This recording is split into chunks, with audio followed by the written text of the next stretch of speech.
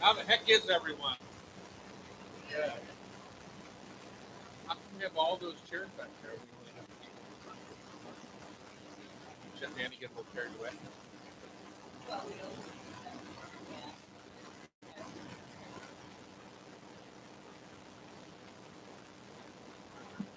Wow. Let's all turn around and look at her.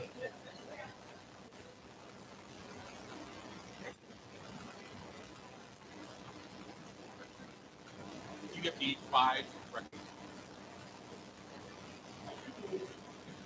There you go. Got the YouTube up and running. Hi, YouTubers. This is our YouTube camera here and here. So, you want to go back and watch yourself on YouTube or what? Show YouTube posted.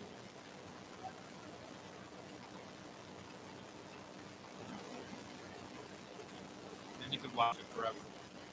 Which I'm sure our fans do. Keep watching. Over and over.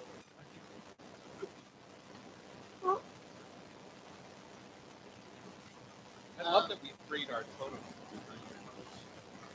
Yes, Lars was very proud that he was able to move it by himself. Did everybody look at Tom's mom's stove? Its incredible glory that he shipped here from the East Coast. I personally went back and packed it into a pod. But yeah, she passed last August and left that stove to me. I've been asking her for it for 30 years. She had some thought that I was wishing that she would die, and it wasn't the case.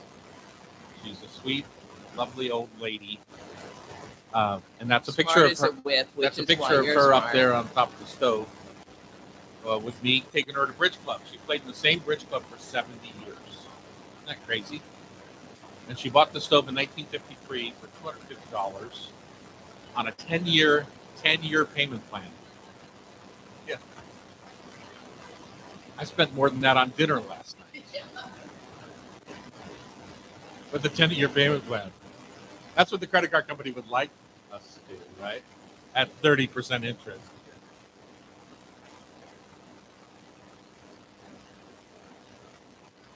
I forgot to introduce Sean, who you'll see. Summers Patent is our technical director, and he keeps. It's quite a hottie, how do you say so? He's a hottie. We're always trying to fix him up. But you'll see him give us time cues to wrap up the segment. So,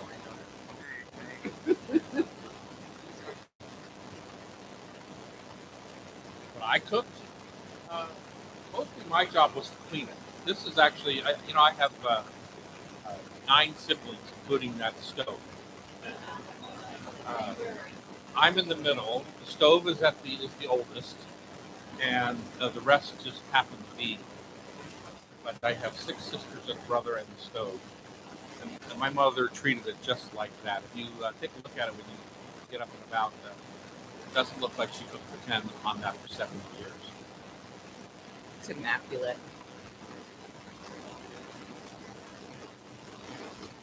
But so no, I don't remember the first thing I cooked, but I did used to cook breakfast on the tray and take it up to their room. And all of a sudden, I stopped having siblings. Go figure.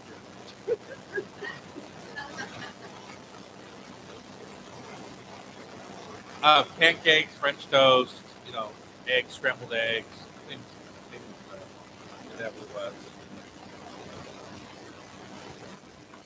Really getting into slow cooked scrambled David eggs. Byrne, same as it ever was. Right? Isn't it? Yep. Talking Heads.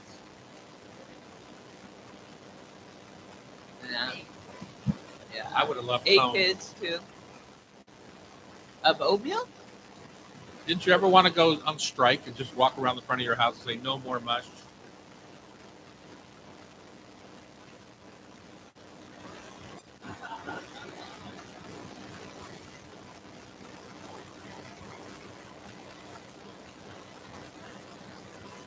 Okay, here we go. Welcome to the Hot Stove Society Show on Cairo Radio. We are live on tape, coming to you from the Hot Stove Kitchens here in downtown Seattle. We are located on the second floor of the beautiful Hotel Andra, 4th and Virginia, downtown. And I couldn't be. I know Craig, who owns the hotels in France right now, so I'm a little bit jealous about all that. But anyway, we're here. Chef Terry is on the road. Tell me where he is again. He's in Wyoming at a family reunion. At a family reunion. I didn't know he had kin in Wyoming. Kathy's family. His wife's family. There you go. I hope he stopped on the way through Montana. Say hi to my buffalo. It was on his list. You know, I have owned part of a bison ranch in Montana. I can't wait to meet them. Yeah, they're very sweet, and they make great chili. Chili? What about jerky?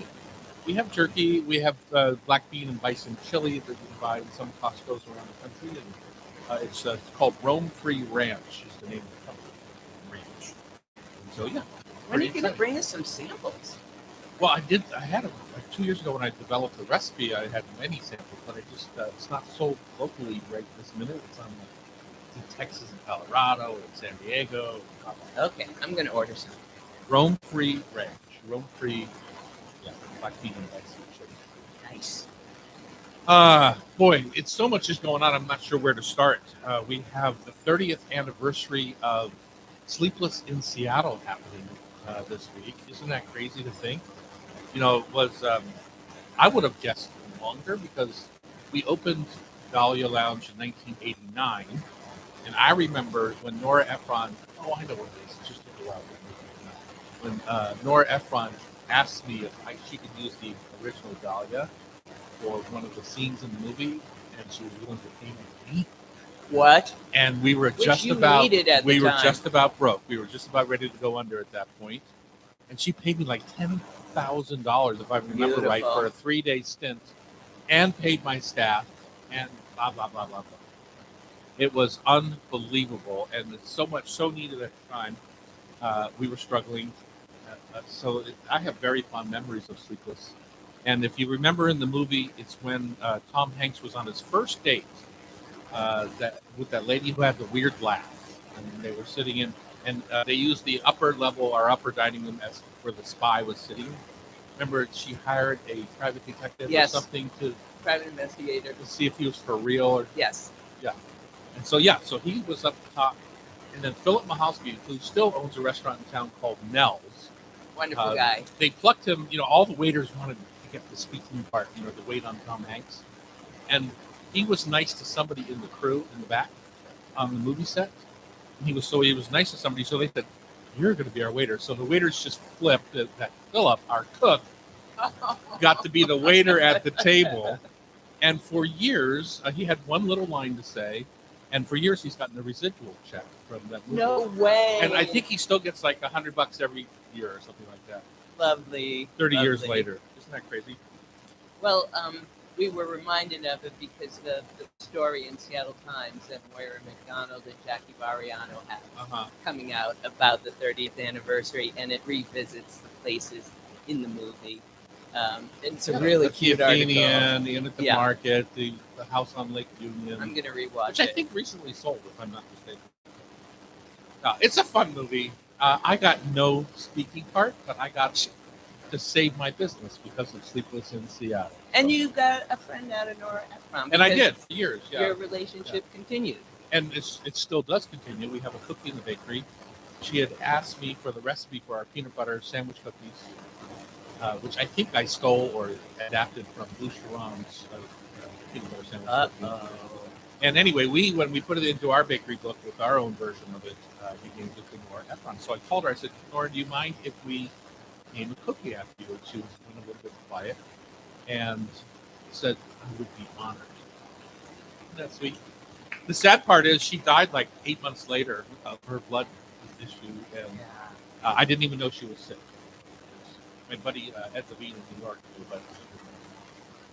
Okay, so congratulations to Sleepless in Seattle for making it this long. Pitmasters Ed and Ryan Mitchell are going to zoom in. We're going to talk about Ed Mitchell's barbecue book, and of course you have their ketchup here too. I do. Interesting. I think through he's got some diabetes issues, I think, and so he's been working on making products with less sugar. No sugar. This has no sugar, just sweetened with fruit. And carrots and apples. Trying that.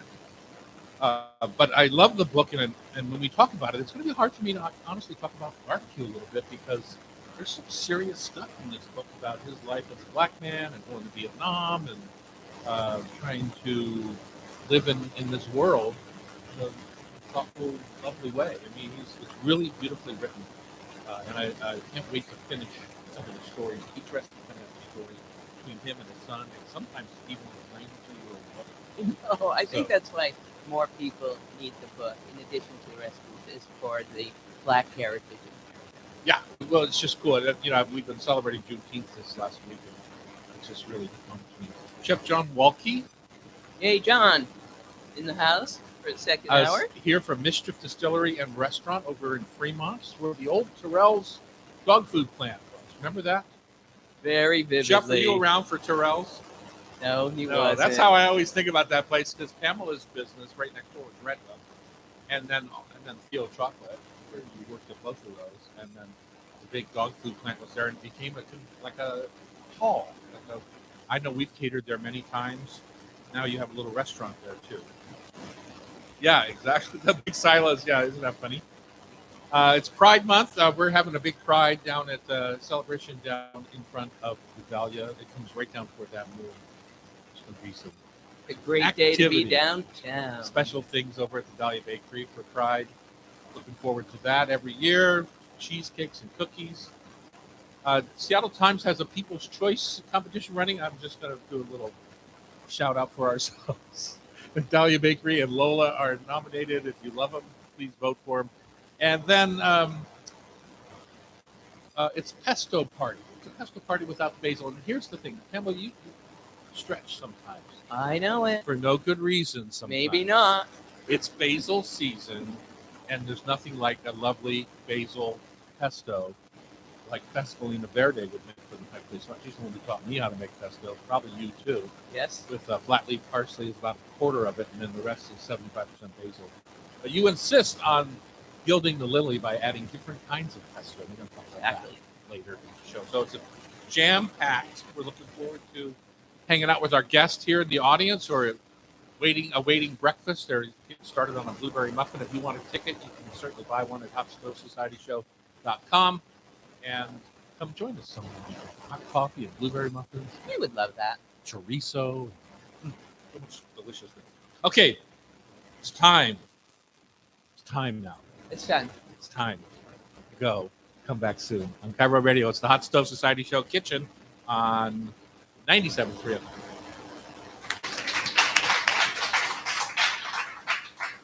Are you guys radio listeners or podcast listeners? Radio, podcast. It seems about half split. Do you? It does online. Podcast. That's generally how I listen, no matter where I am in the world. Full of Cairo.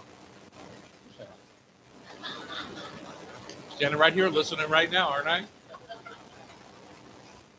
Are you busy?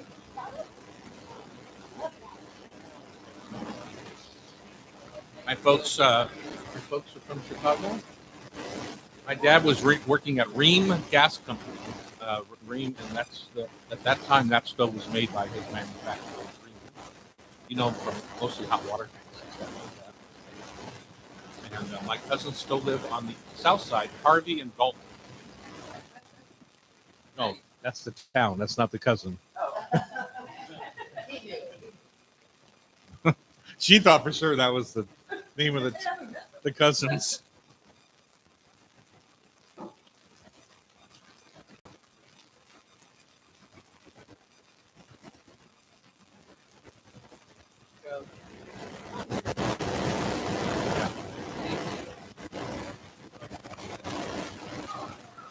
You didn't see any of my buffalo? Did you go to Costco and see them in the quart pack? Did you stay on night? Isn't that crazy? I felt like when I took my daughter to college at upstate New York, we drove 90. I felt like there was more turns between Syracuse and the little town of Hamilton. There was more turns in the road than there was all the way to Syracuse.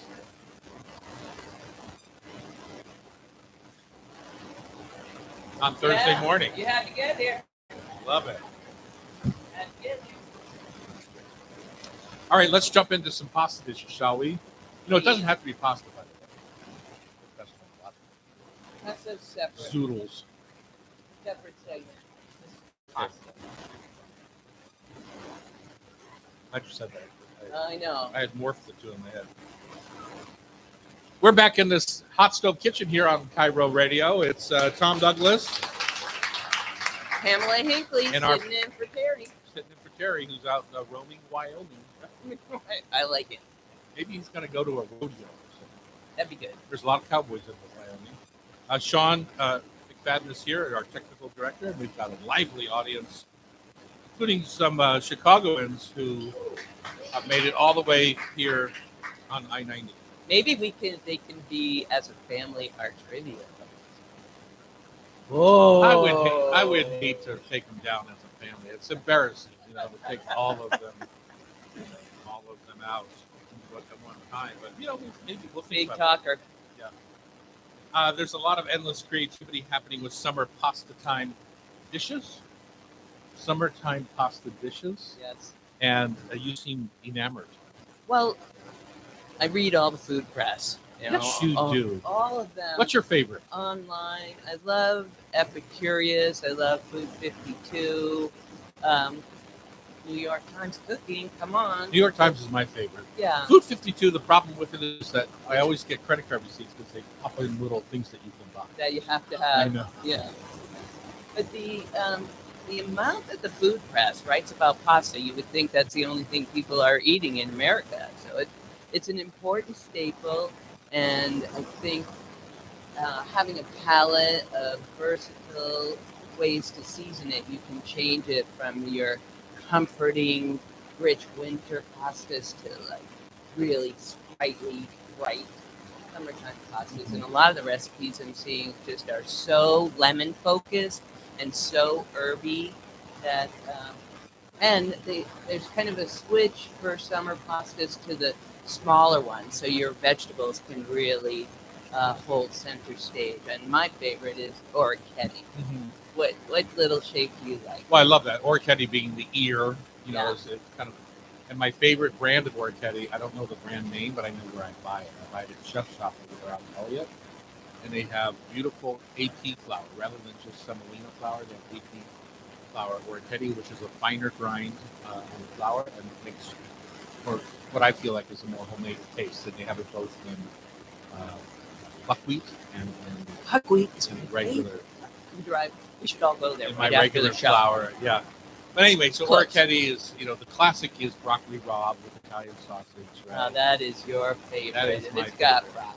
But I was hoping, could you inform us on if you're going to make a cold pasta salad versus serving it warm, would you treat your pasta differently No. in cooking time, or saving some of the pasta water for your sauce?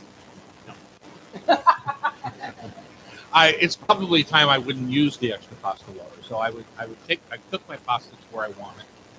The problem is with the summertime pastas and cold pastas is when you put a vinaigrette on it, the pasta itself, just like it does if it sits in a pot of water, wants to suck up all the moisture that's in that vinaigrette. So And we want that, don't we?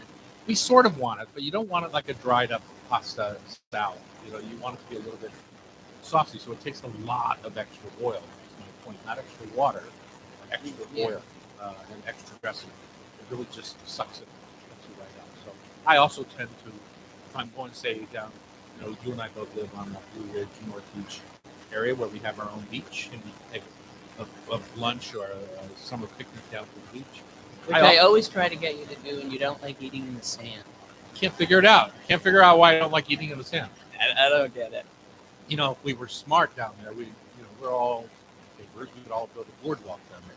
Because on the East Coast, you eat up on the boardwalk. You don't eat Very in the sand civilized. so much. Yeah. Anyway, so I like to bring my dressing for my salads or for my pasta salad or anything like that in a separate jar. Just save a mustard jar, save a mayo jar. Just bring it down, shake it, and dress right when you're having a picnic. And to me, that's the best way to have a pasta salad. Because there's a couple of things that happen, right? If you put dressing on the vegetables too soon, vinegar start to eat away at the vegetables. It dries up into the pasta gets flabby, and next thing you know, you have less than stellar success. But keeping your pasta from when you cook it before you dress it, you want to oil. You want to oil a little bit. You also want to keep it cold. There's some surprising things out there in picnics that cause health issues more than what you think. So you think when you go down, like your chicken is going to be the one, like you think cold fried chicken or something. But really, some of the things that cause the most health issues, where you have food poisoning, are beans, rice, pasta, things that you kind of let sit because you don't think they're dangerous, and so they are the ones that kind of happen to create problems. Just something to be aware of. Oiled and cold. Oiled and cold. Some of the great combos that I saw, caramelized zucchini. That helps zucchini, doesn't it? Anything to zucchini helps zucchini. Exactly. So that I'm gonna try that. Many of them had burst cherry tomatoes, which I love the idea, just getting that exposure of seed. Burst cherry tomato with shrimp and marjoram. What do you think about that? Well, marjoram is one of my favorites, but people don't like it because it's too fragrant. Very fragrant. And it's a little bit like tarragon in that. People get, what is that? I think it's fabulous. It's the herb we use on my favorite pizza at Serious Pie, which is the fennel sausage and cherry bomb pepper pizza. We just put the fresh marjoram on it when the pizza the oven, not before it goes in the oven. Yeah, you just want the heat from the pizza to bloom the marjoram after it comes out, right? So, but yeah, that is fantastic. I love in pasta salads feta cheese because it's salty, it stays nice and crumbly, it's dry, and like if you make a little orzo salad with feta, so the first thing I would do is I take my raw orzo, pop it on a cookie sheet, put it in my 500-degree oven, 400-degree oven, whatever it is, and toast it just like you would Israeli couscous or fale. What is it? What's that toasted? Frigola. That's what I'm putting. Orzo works the same way. You toast it, you kind of get a marbled golden brown a little bit, a little bit of white, a little bit of brown, and then you cook it. So now you've got just a little extra flavor in the orzo salad. But feta, tons of mint, olive oil. Either you love preserved lemons, they're not my favorite, but fresh is lemon zest with lemon juice. Sweet peas are out right now, perfect. Asparagus is gone, sadly. But yes, I know you can buy asparagus. No. Sweet pea time. Move on to the peas. Move on to the peas, and then you'll get to wait and enjoy asparagus next year for 6 weeks. Anyway, so that's my kind of idea of a perfect pasta salad. Lots of acid, lots of olive oil, but a salty feta. If you go to the grocery store these days, honestly, when I first started cooking, you could not find sheep's milk feta. It was all coming out of Wisconsin, cow's milk feta. Now there's tons of sheep's milk and goat milk feta out there that has so much more flavor. It's a much better product than what you Totally. Where do you land on other seafoods with your summer pastas? I saw crab with snap peas and mint. Perfect. That sounded like crab is very volatile. You just have to make sure it's icy cold. Icy cold. And then the one that I kept to make this weekend was sweet corn and scallops. What do you think about that? Too early for corn, maybe? No, but I think if you go to the store these days, you'll see that Gerard and Dominique have like a little smoked scallop that's all cooked and ready to go. Brilliant. And so just using a little bit of that smoked seafood in your pasta, rather than, because when you cook fresh scallops, they want to bleed, right? They want to just drop all of their moisture, especially the ones that are pumped up with trisodium phosphate. In a dry packed scallop, even if you sear it, it's going to want to bleed a little bit. So I like the idea of a smoked seafood, and it'll be stay fresh. Thank you, Chef. All right, so much to talk about today. Ed Mitchell is going to join us next. His new book, Barbecue, is out with Ed and Ryan Mitchell, Pitmasters, Carolinas. On Cairo Radio, it's the Hot Stove Society Show, 97.3 FM.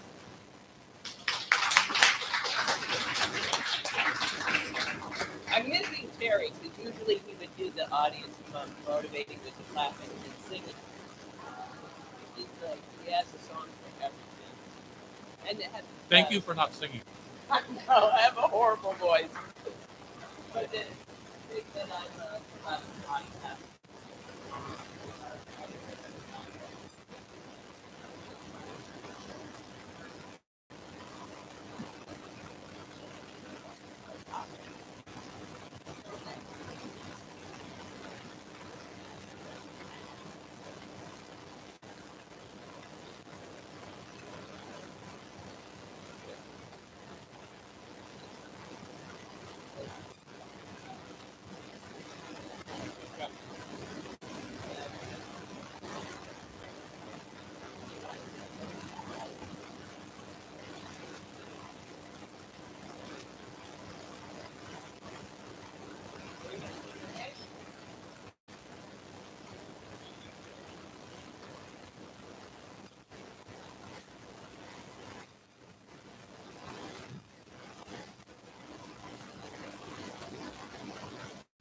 Put it on the menu at Cafe Sport and paid our first.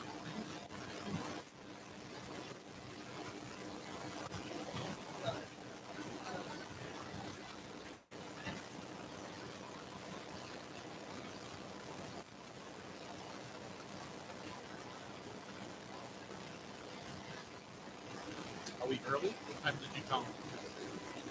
Yeah. So we'll wait for a minute to see if they show up. 9:29. Absolutely.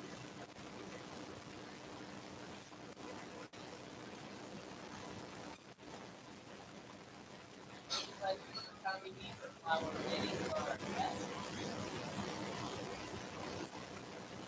Have you had breakfast yet? Oh, it's getting close. Hey, Andy, I haven't seen you in a week. Did you miss me? Yeah, exactly. That's what I thought.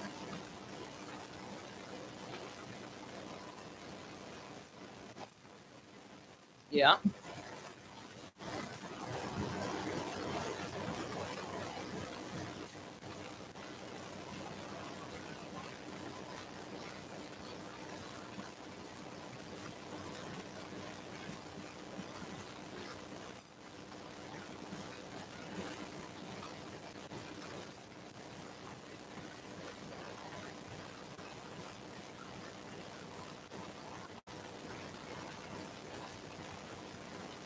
Harry Bachman says hi.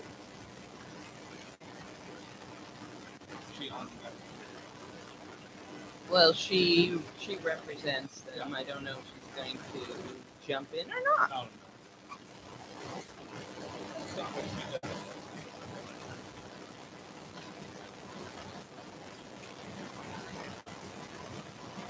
Okay, on the first segment, let's talk about the history of Vietnam and what kind of life. The second one, concentrate more on food. Yeah. Love it.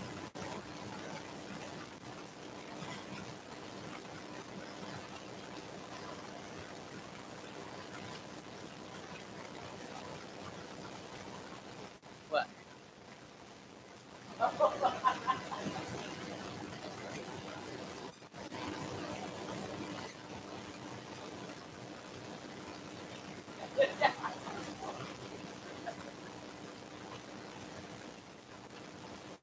He's well known on the East Coast. He's been on Bobby Flay's show. He'll bring chicken.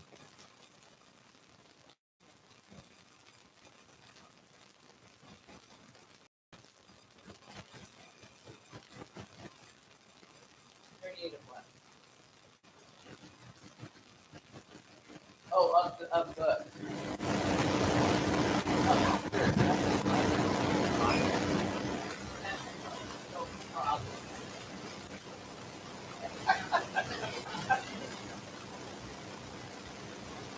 You could literally buy two of those, and that might go to top 10. I mean, it's just the way it is. When my Dahlia Bakery book came out, like, I got this notice, you're in the New York Times, blah, blah, blah. And we made the New York Times bestseller list just with our booking purchase. We bought 25,000 copies or something like that. We have a lot of people.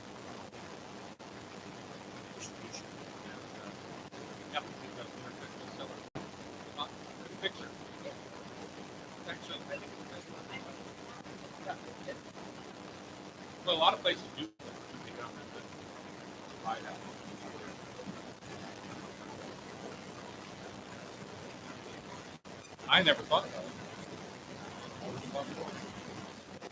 it. You want to be number one.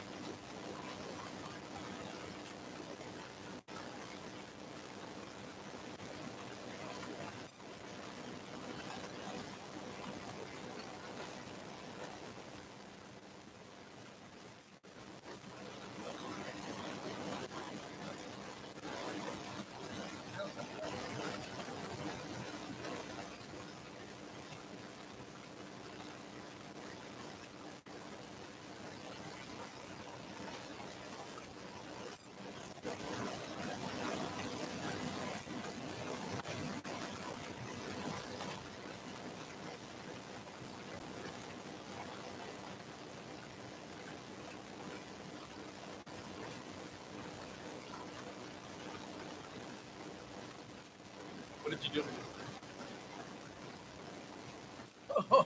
Oh, would you show the audience?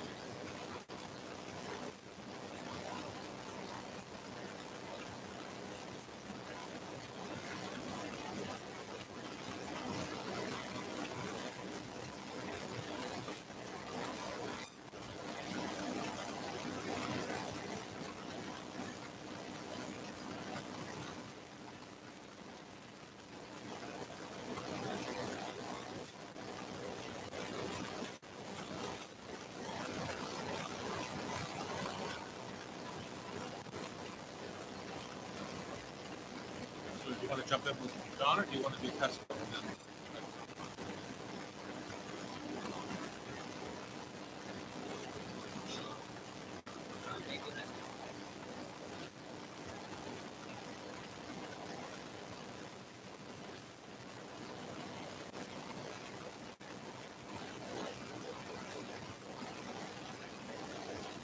Pesto, we're going to go to trivia.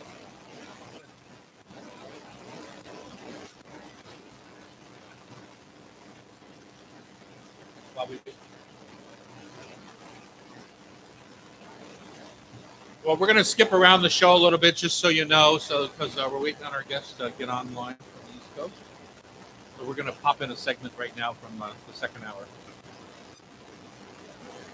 And we're back in the Hot Stove Society kitchen on Cairo Radio. I'm Tom Douglas, and I'm joined by Pamela Hinckley. Reminder: Chef Terry is on the road again. He's riding his way to Wyoming to meet his Kathy's family. Yeah. Mm-hmm. Curious to hear some stories. I'm sure he'll come back with them. I'm not sure what his taste of the week is. No doubt something that he's made. I hope so.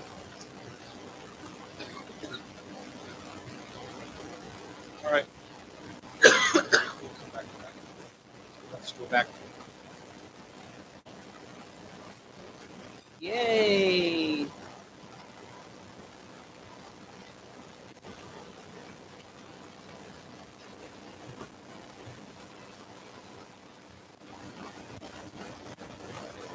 Kind of good timing to get everybody started eating while we're getting these guys cooked up. Love it. So what you have in front of you there is garlic ruby chard. So we cook the stems separate and then get them all tender and ready to go. And then we pop the greens in so that you don't waste all that loveliness of chard. And it has two different textures in it. And then we have some Spanish-style chorizo.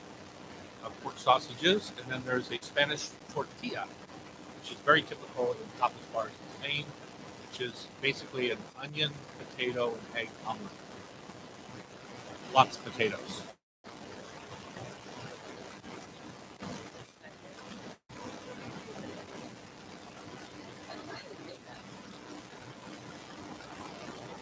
Yeah. You know, they have down at this Spanish grocery, they have a almost like palette that you use for painting. They have a wood plate with a handle on it. Put it on the tortilla, turn it, lay it back in. I like to just flip it. Do that.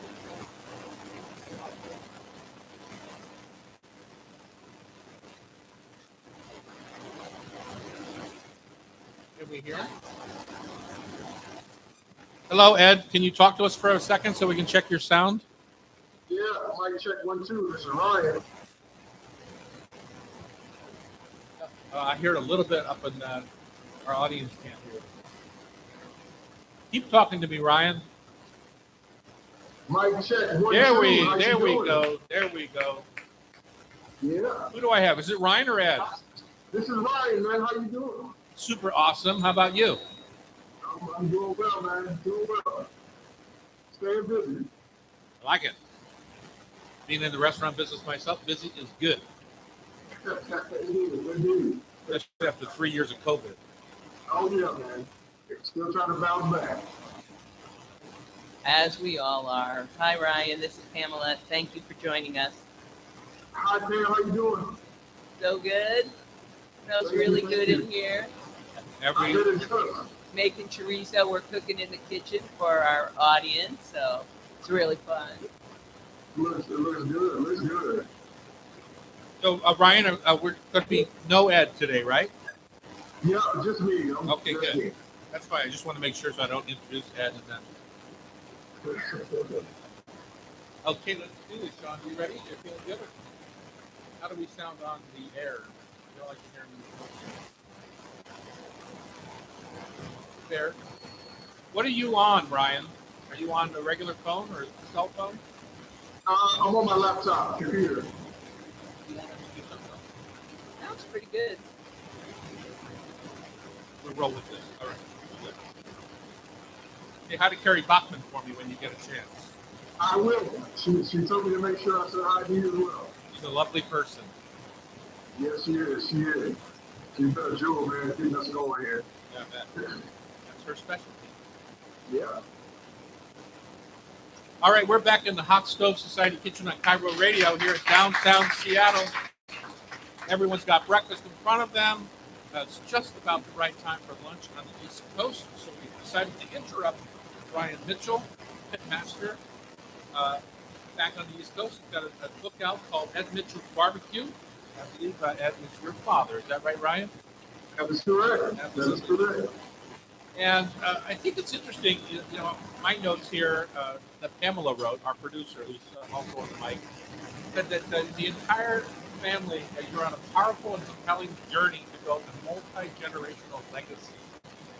And I think that's interesting, as I have a daughter now that's joining our business. Never expected that to happen, I can tell you that. We were all surprised. Went to become an attorney, but I had never considered in my business world and in my, I guess my business world is my life also, about those multi-generational effects. Your story is a little unique, though, because you, as a black family, you faced all kinds of struggles that I never faced.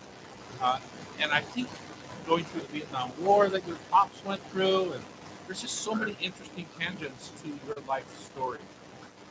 But I appreciate you acknowledging that. Yeah, we've been on this journey for about 30 years commercially. So, it's been a roller coaster of joy and bonding and, all types of challenges. But, it brought us closer together as a family. And barbecue, has a unique place here in the Carolinas. So, it has its own challenges in a unique position here. So tell us about your pops and yourself and how you two bonded. I mean, it's not the easiest thing to hang out with your dad all the time. At least in my family, it wasn't. But, hey, man, listen, You know, me and my dad, we make a great team, but man, we had a lot of work to do. You know, the keep our bond tight and not let business get in between. You know, in between us and our family. But you know, we've been.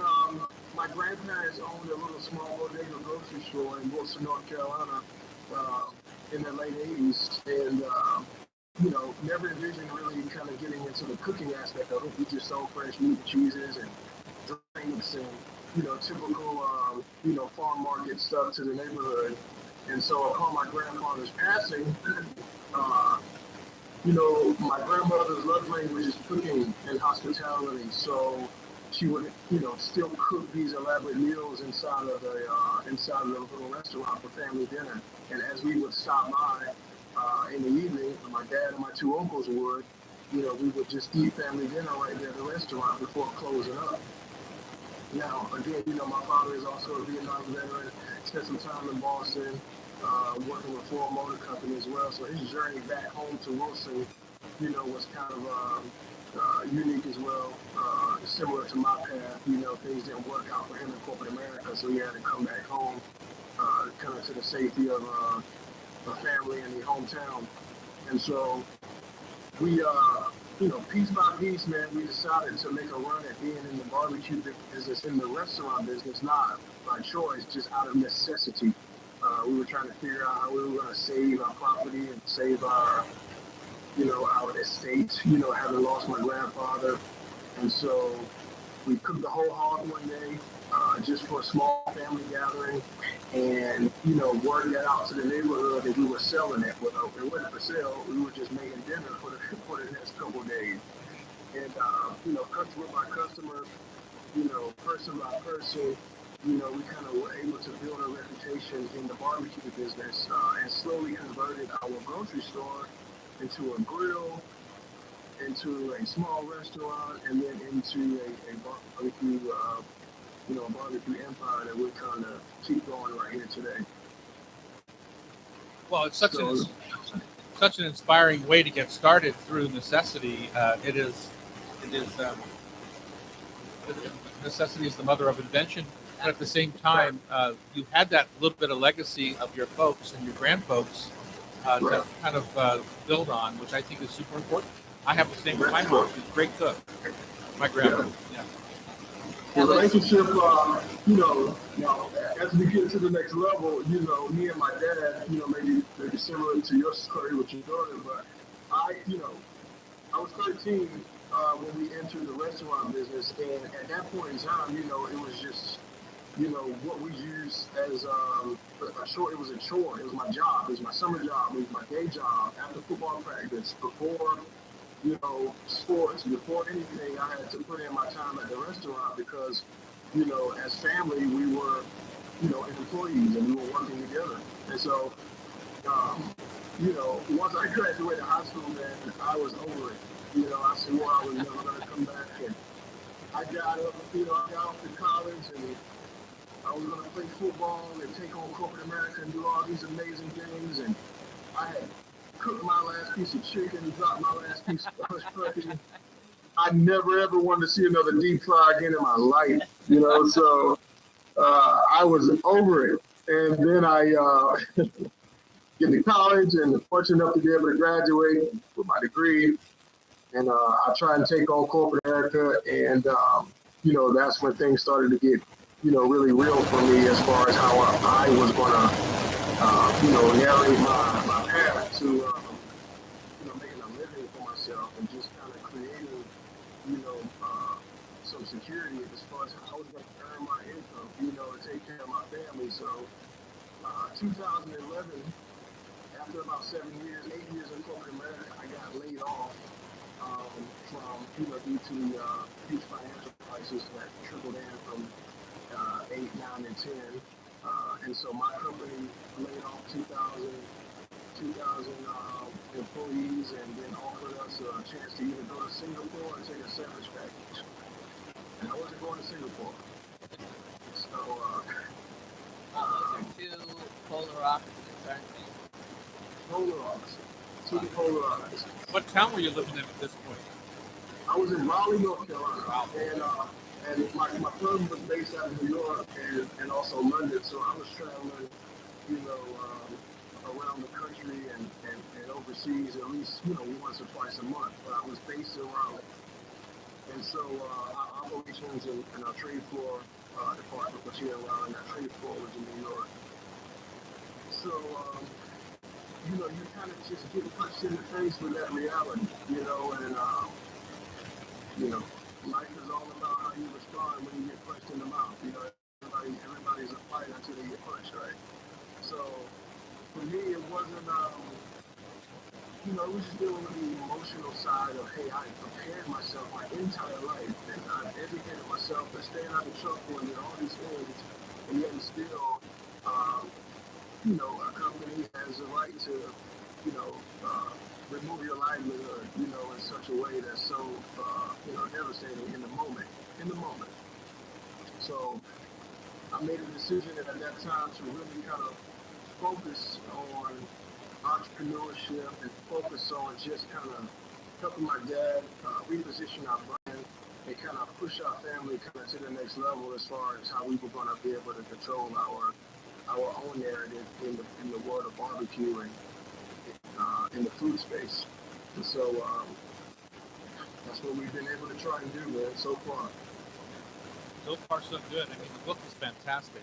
It's another layer of your business. I know when I first wrote books for, you know, about our restaurants, it's just part of the circle of life of the business. You know, you don't make any money selling books in Miami. If you're a Seattle restaurant, but if somebody in Miami's come to Seattle and they choose to eat at your restaurant because they like the book, you start that circle of business life that is more sustainable.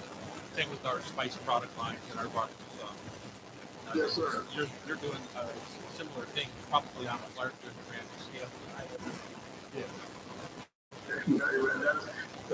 That was the objective. You know, the book itself is 7 years in the making. So, you know, you know, once the project kind of evolved past something I thought I was going to be able to jot down from a notebook, you know, it got really serious really fast, and we had to put together a real team. So, Miss Zelma Palmer, our co-author there, she did an absolutely amazing job with captivating our life and our life stories and following us around and really making sure we kind of did the research and the historical aspect that went along with each recipe. Well, I didn't have one of those. I just never let the truth get in the way of a good story. Oh, yeah. We love the stories. So we're talking with Ryan Mitchell. He and his dad, Ed Mitchell, of Ed Mitchell's Barbecue in North Carolina. He and his dad have got a new book out. We'll talk a little bit about your life story. When we come back, let's talk a bit about making your own barbecue. I know I was just in North Carolina. I wish I had gotten to your place. I was playing Pinehurst and the golf course right around there. But let's talk about how to make some of our home barbecuers the most successful they could be. When we come back, that's the Hot Stove Society show on Cairo Radio 97.3.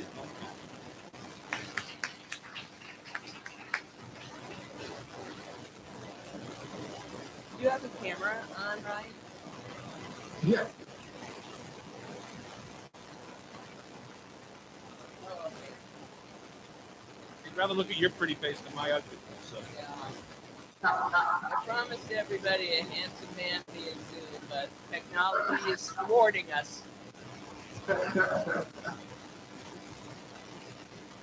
think you're doing a good job, Tom.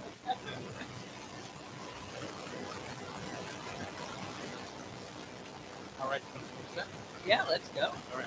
We're back. It's the Hot Stove Society show on Cairo. Thank you for joining us. We're going to continue our conversation with Ryan Mitchell. He and his pops, Ed Mitchell, have a book out called Barbecue, Ed Mitchell's Barbecue, and they have a restaurant in North Carolina. I was enamored. So let's just put this away. I love the book. It's a read. It's not like a typical book. It's a real read. And I would buy it just from a read when I was thinking the rest of the time. As I'm reading and being a chef, I was like every picture kind of drew me into another recipe that was interesting to me. And while whole hog is probably how you became most famous, Ryan, Yes. It's not likely that a lot of people in their backyard at home here in Seattle are going to find a whole hog to go butcher and barbecue. So let's stick to a couple of things that people can be successful with from your book. And the first one that struck me was brisket is like the hottest barbecue ingredient right now. It's even big for a lot of people. A real whole brisket is between 10 and 15 pounds, depending on the size of the animal. That's right. And so it's a challenge for a lot of folks. It's not like a baby back rib or something that is a little simpler process. Right. Your backyard brisket, though, to me was like you just took all the worry out of it. It's just as simple as it could be. And if you could talk us through that for a minute, that'd be lovely. Yeah, man.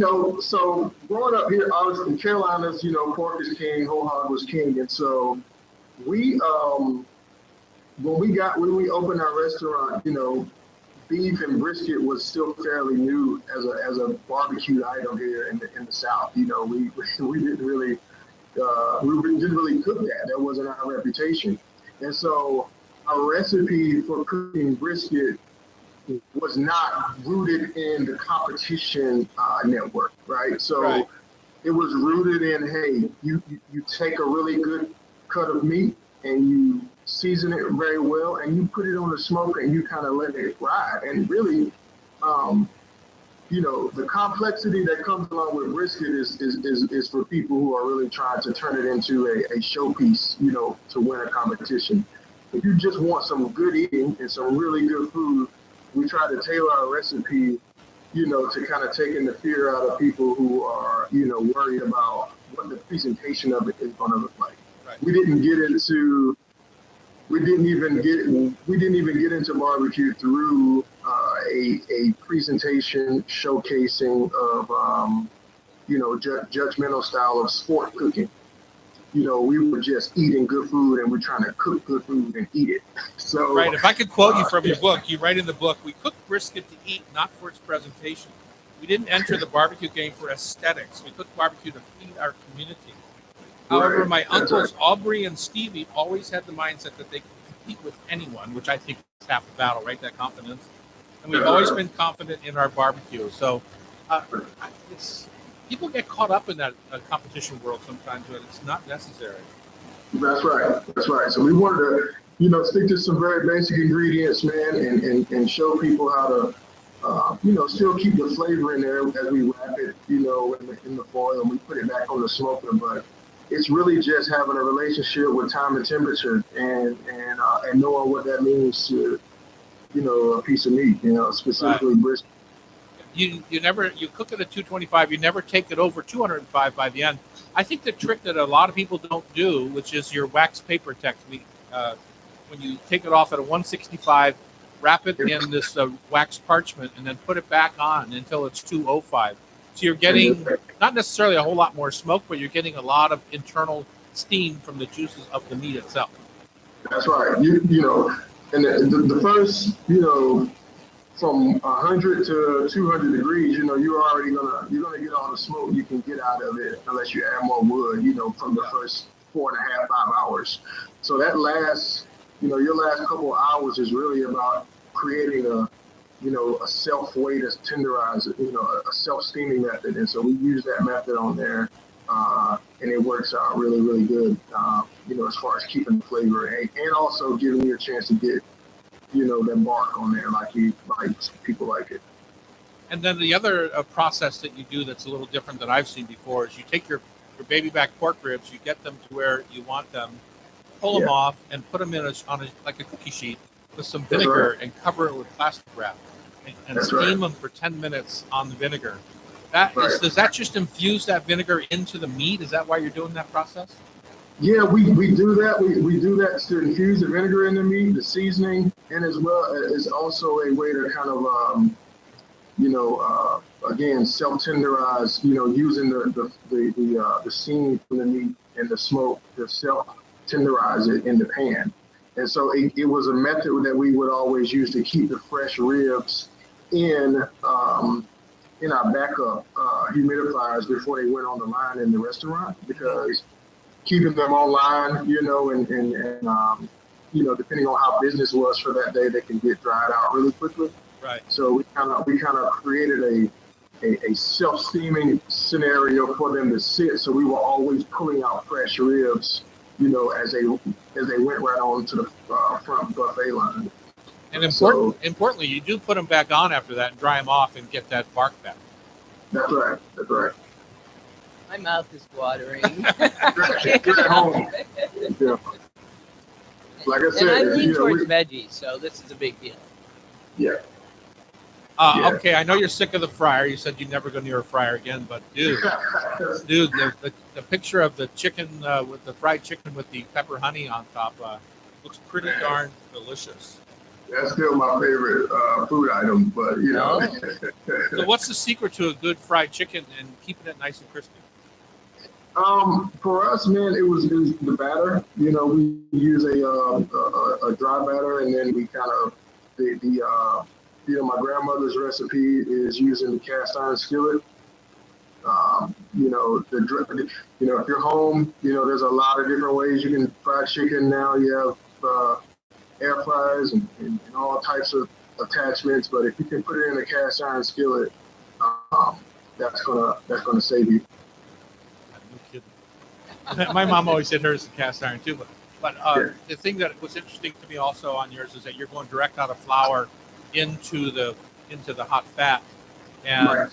I often think that it's got to sit for a minute and adhere to the meat. It really doesn't. No, it doesn't. It doesn't at all. I mean, to be honest, you can drop it right in the grease, and it really gives, you want to start frying it really before the batter gets a little bit too much moisture on it. And so that's what my grandmother does. She, boom, drops it right in the grease, right out of the flour, and it keeps it, it allows the skin to crisp up a little bit faster. My favorite thing you just said is grease, because it makes my producer Pamela, it makes her quit. What's the word I want? Cringe. When she hears, she's a hippy dippy veggie, and so when she hears grease, it just makes her cringe a little bit, and I'd love to see that. How about cooking oil? Is that better? Cooking oil. Oh, is that better? We only have a short time, but I told you, Ryan, that they have your ketchup in front of them, Yes. our audience, and I served it next to a popular commercial brand, and I want to tell us how you made it or why you made it. Yeah, our ketchup, True Made Foods is our line of ketchups and barbecue sauces and mustards as well. We took out all of the added sugar and we recreated a line of products where we use a serum of butternut squash and carrots. It's kind of like one of my grandmother's old recipes where she would sew down vegetables and fruits and use that as a sweetener in some of her foods. So she has a bunch of different combinations, but the butternut squash and the carrot inside of the for the ketchup, man, it just worked. And so the bomb, Ryan. It's the bomb. It just worked. I thank you guys so much for that. We worked long and hard on that with a little bit of apple. But that was the theme around our house. We didn't have the ability to pour. My grandmother didn't have it. Wasn't interested in pouring, buckets of sugar in any of our condiments or any of her sauces or preserves and things she was making up. She would just use the natural flavor of the veggie and the fruit together. Fabulous. The company is called True Made Foods, veteran owned, and we got to cut this off, Ryan. It's been a pleasure chatting with you. The book is called Ed Mitchell's Barbecue, and Ed and Ryan are both Pitmasters with Bella Palmer as your co-writer. Thank you for joining us this morning. It's been a pleasure. Pleasure's mine. You guys have a great day. All right. Thank you so much, Ryan. Thank you. Got another full hour of deliciousness coming your way. It's the Hot Stove Society Show on Cairo 97.3 FM.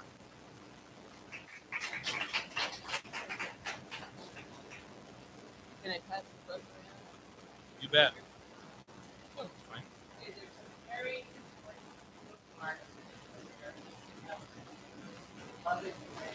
Hercules.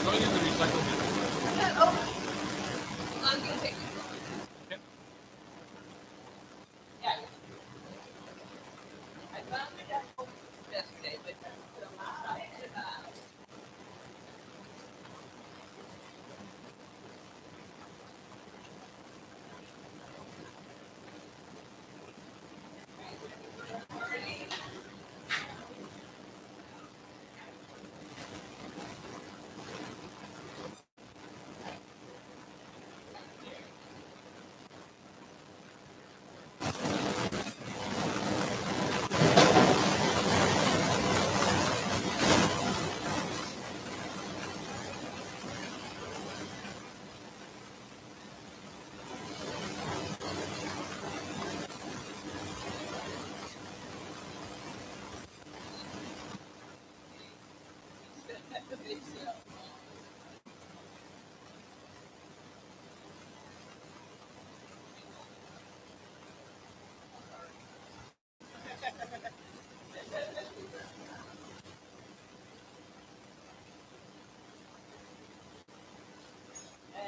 I'm also going to start our next guest, John.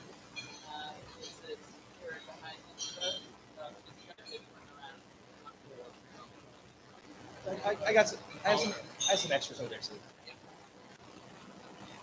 Are you saying they can buy a book from you if they want to? I have a couple. All right.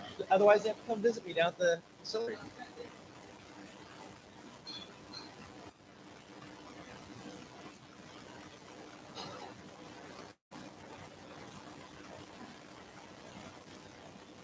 I did say it right, Paul.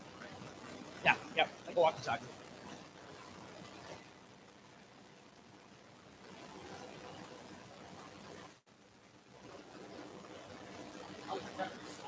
That was delicious.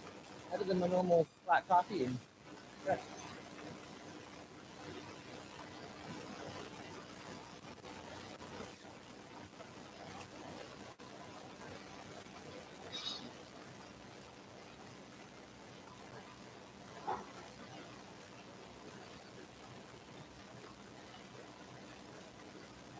Who's James? What did he win the James Beard Award? He won that one for Bush Harbor. Yeah, How many years ago? it's probably about 6 years ago. He's done a lot of books. He's got about 50 under his repertoire. So yeah. Always as a ghostwriter? What's that? Always as a I ghostwriter? think so. Yeah.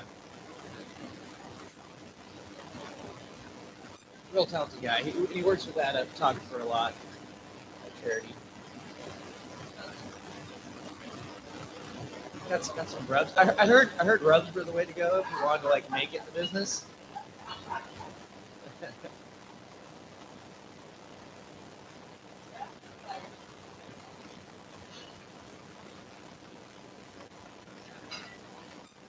Got a couple hives up on a rooftop there.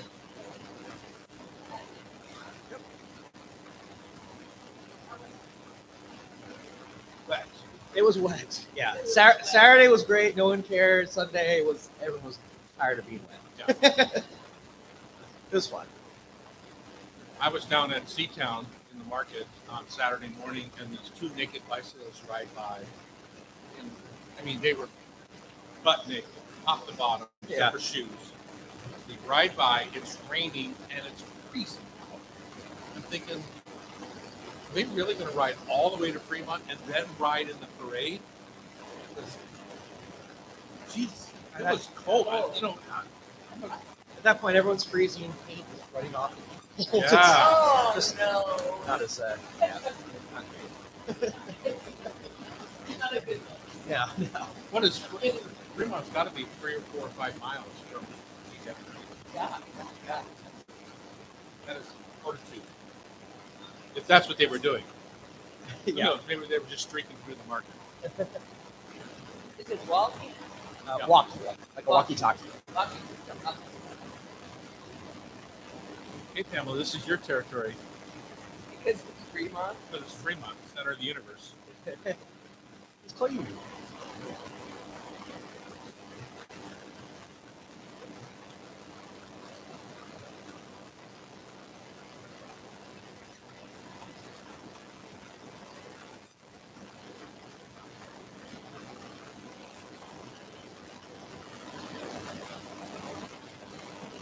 Here we go. It's the Seattle Kitchen Show. Let's not do that. Here we go. It's the Hot Stove Society Show.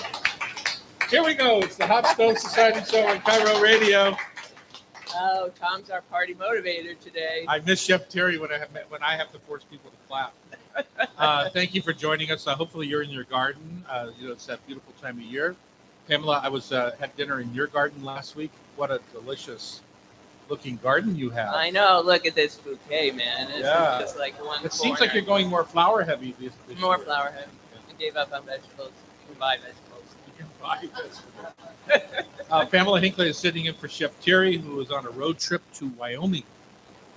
He's wandering Wyoming with Kathy, his wife's family, and hopefully he's having a fine time, and I need to give him the address of my bison Yes. farm. Or it's not mine. I'm an investor in a bison company ranch in Montana. And maybe on the way home, you can wave to You can the pick up a bison for us. Yeah. That'd be great. The back of his Honda. You have a big backyard. I mean, Yeah, those are big critters, those bison. Hey, we have a full hour to go.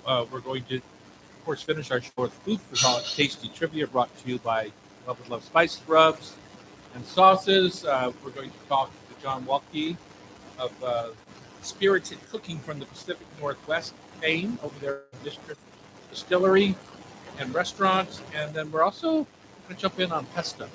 You have a bee in your bonnet on I do. pesto. I do. And it's, of course, it's not traditional pesto because you can't do that. Before we let John go, I'm probably going to ask him for a tip too. Really? Based on looking through his cookbook, I know he's adventurous with his herbs. So, John, scoot right up to that mic there if you would, as close as you can get, because our listeners deserve your velvet fog. I'll do my best. All right. John Walke is the chef of, like I said, of Mischief. Hold on 1 second there. I was supposed to go in the pesto first, right? doing fantastic. We're doing John. Okay. Oh, I scooted up here in my mind. John Walke, Chef John Walke of Fremont Mischief, with owners Mike and Patty Sherlock, and James Beard Award-winning author James O'Preoli. That's a good name for a book author, Preoli. Launched Spirited Cooking from the Pacific Northwest, a book that really kind of shows the creativity of our seasons here, and also using the product that you make there at the distillery.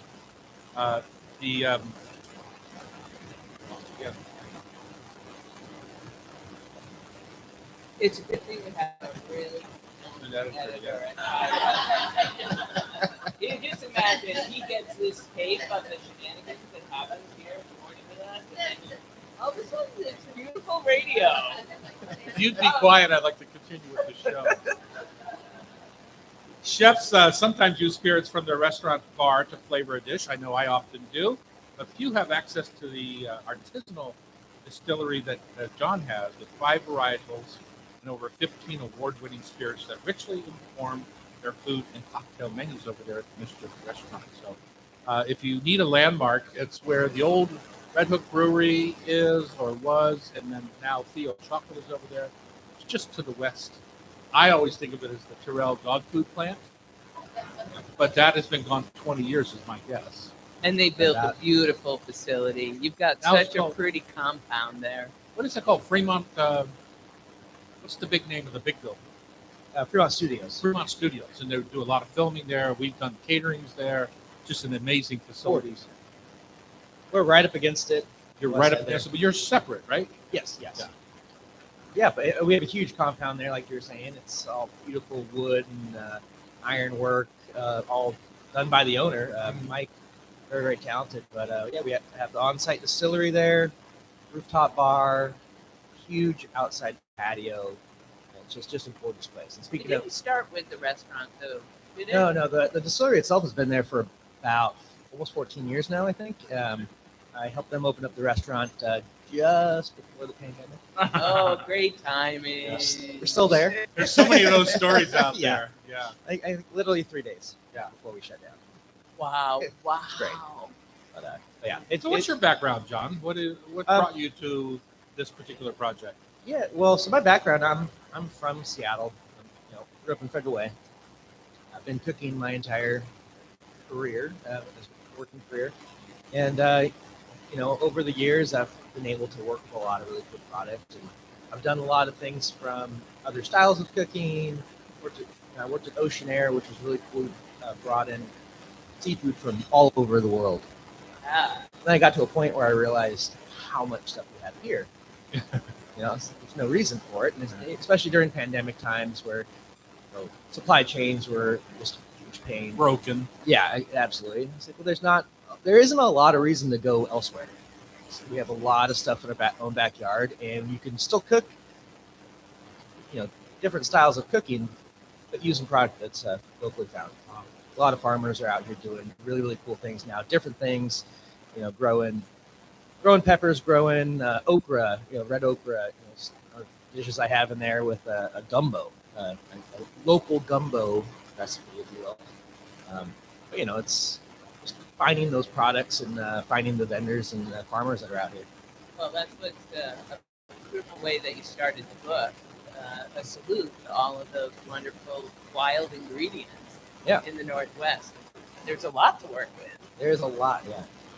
Let's tick off a few of your favorites, Northwest ingredients, because you do have a little segment there on the beginning of the book where you try and identify things that are pretty uniquely Northwest. Like everyone's got corn. Of course, we have local corn. Everyone's got corn.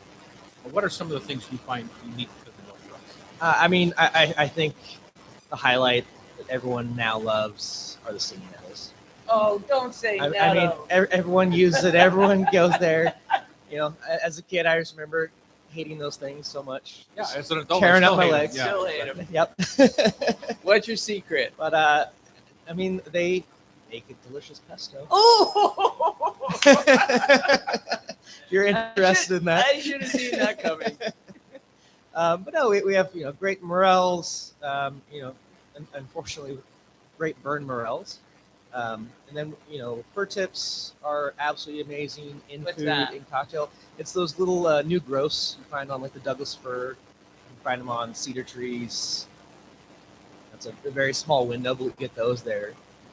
Citrusy, kind of an effervescent kind of flavor to them. They go great infusing cocktails or even sprinkling on salads. Just gives that extra kind of herbal to it. It's really nice. Is it time to harvest them now? We just missed it. That was about a few weeks ago. I think might have been the last one. It's just getting too warm now. So, and that's what's do really they get fun. Too strong, or what happens to them if you harvest them later? You're just not gonna. They're gonna be chewy, not as much flavor out of it. It's not gonna be that real citrusy. It'll be a little bit more woody. Okay. First place I ever had fur tips was at the herb farm, way back when, 30 some. I thought he was out of his mind. Sure enough, he wasn't. Yeah. No, they're having their moment as a seasoning right now. Absolutely. So when we come back, we're going to talk a little bit more about all those specific Northwest ingredients: Alaskan king crab, dandelions, Dungeness crab, fiddlehead ferns. Another one that I have yet to figure out a way that I personally want to make dinner out of. I'm looking forward to your suggestions on that. Gooseneck barnacles. You have to be a sturdy soul to sit down to a plate of those. Yep. Kelp, which I love. There's so much good seaweed in our area. So let's talk more and more about some of the Northwest ingredients featured in your book, and then how, of course, you use spirits to kind of enhance or embellish them. On Cairo Radio, it's the Hot Stove Society Show, 97.3 FM.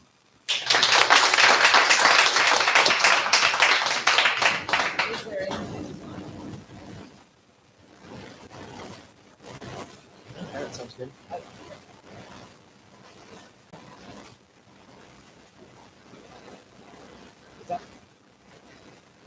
You have to go pick them.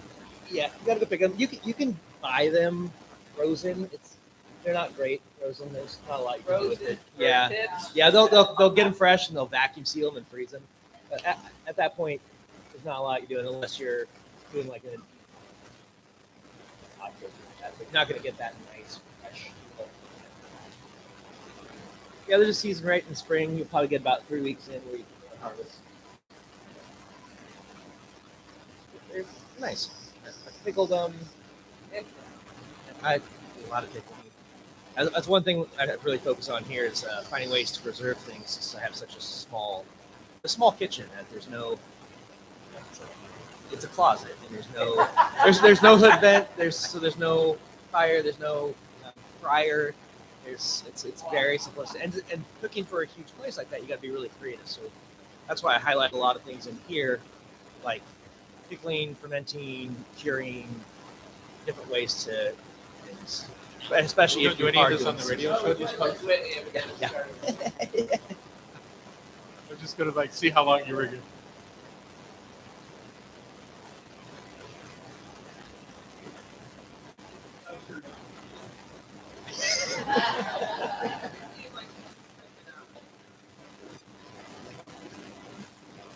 Yeah, most likely stay out of Chicago.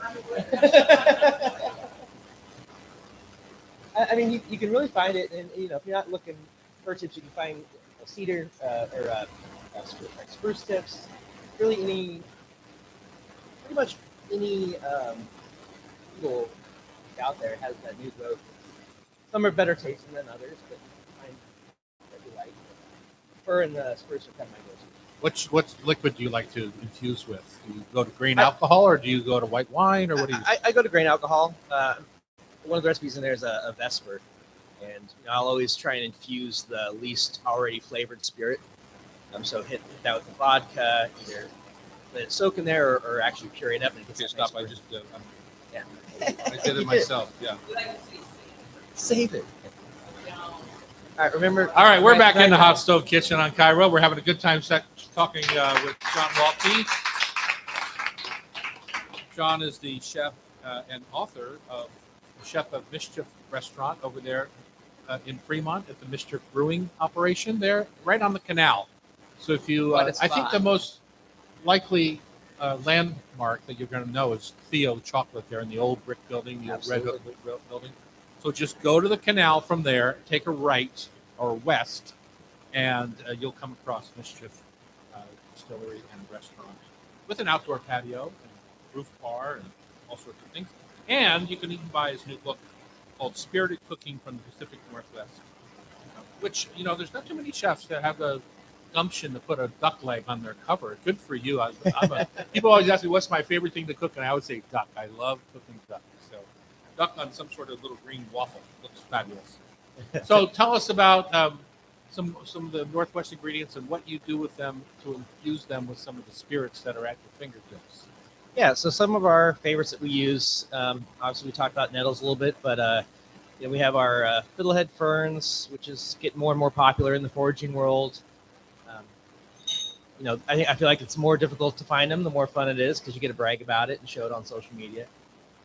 Functionality, though, you know, dandelion greens are great also in pesto.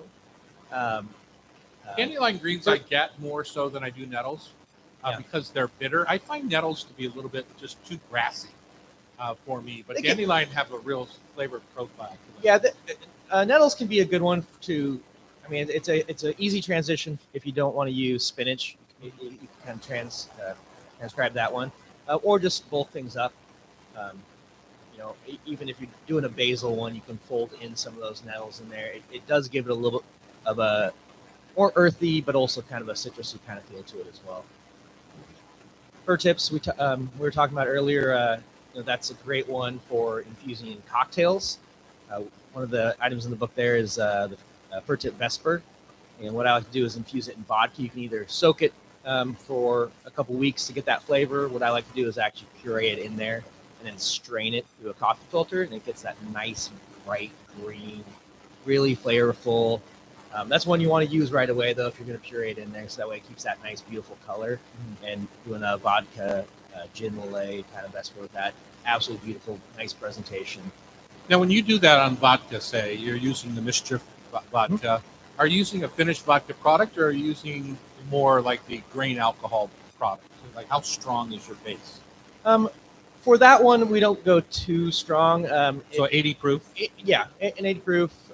Usually we only use that higher stuff if we're doing, say, like making our own bitters or something that we want to do a very, very quick infusion. Because it's going to be very, very hot. Yeah, hot. Did you ever go across the street to Theo's and get some coffee beans to work with? Oh, the cow. I said coffee. Yeah, the cow beans. Yeah, definitely. We work with them a lot. We actually in our tasting room when we're doing our tastings, we have a little dish of chocolate to pair with. But we use a lot of their cocoa powder, use their cacao nibs and stuff for our bitters we make there. So we try and utilize that. Even some of the desserts we have on the menu is using their products. We do a lot of collaboration with other restaurants and local people that we like. You know, Pam and I are shareholders in Theo, so the more you use that would be great. No, we got a great relationship with them. They come by all the time. We actually have been started doing some pairings, dinners and stuff with them as well, whiskey and chocolate dinners. All right, tell us more about your menu then. What's going on right now this particular season? It's summer. Yeah, getting into Last night summer. I sat on my deck and watched the sun go down at the latest point it's going to go down this year. It made me happy and sad at the same time. Yeah, no, it's great. It's always nice to change the season. Like new menu items are coming along. I think some of the audience members got to try that watermelon sangria, which is currently on the menu. You know, making all those little transitions. We try and make sure that our cocktail menu is a great reflection of our food menu as far as seasonality and cross utilization. You know, we'll be doing a watermelon salad on the menu. Yeah, just kind of trying to utilize all those products, and as different things come up with farmers, you know, heading to the farmers markets to kind of keep an eye on the seasons and times of seasons as they seem to change a lot every year. Yeah, they are. They're different. Yeah, waiting for the berries to come out and you know, make their move. But yeah, You made a little plate for the audience with some interesting taste on it. I'm sorry the listeners can't see it, but what is this wonderful assortment? yeah. So I just brought a couple things in. One of the things that we really focus on is utilizing different types of preservation, especially because we are seasonal. We want to get things fresh. If you don't use it all, things can go turn on you really, really quick. So we do a lot of pickling, a lot of fermenting, a lot of curing. So what you got here is a lot of different pickles that we do. You know, and really, we got some Just pour blueberries. some vinegar on it. Well, so the blueberries and the garlic, we do a lacto ferment first. So salt water, and let that sit for a while. It'll start pickling it. Then we add a little bit of Is that it? vinegar in Just there. salt water? Salt water. That's how you do a good lacto ferment on there.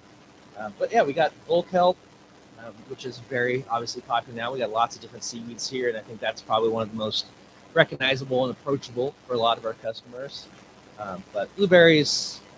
The fattest blueberries I've ever seen. Those are fat blueberries. And yeah, you know, yeah, like I said, garlic. The fiddleheads are on there. Everyone can try the fiddleheads. I was in scrolling through your book. There's so many delicious sounding things. Of course, all the local people. The bull kelp is really fun. It comes in with wings, you know, and you slice it across the skull. Yeah. But the one that kind of struck me as funny was I wasn't sure if it was a dessert or a savory item, and it's the bourbon apple camembert crisp with garlic caramel sauce. And I didn't know just how crazy you were if you're going to serve that with some sort of sweet corn ice cream for dessert, or there is a recipe for that as well. Yeah. This is literally looks like a crisp that you would make for a dessert and all summer long. But my guess is it's perfect with a barbecue roast pork or something of that nature. Absolutely. It's one of those things on the menu that you can really order it at any point in your visit. I really like to incorporate those savory flavors in there. But that one is one of my favorites. I've been doing that one for years.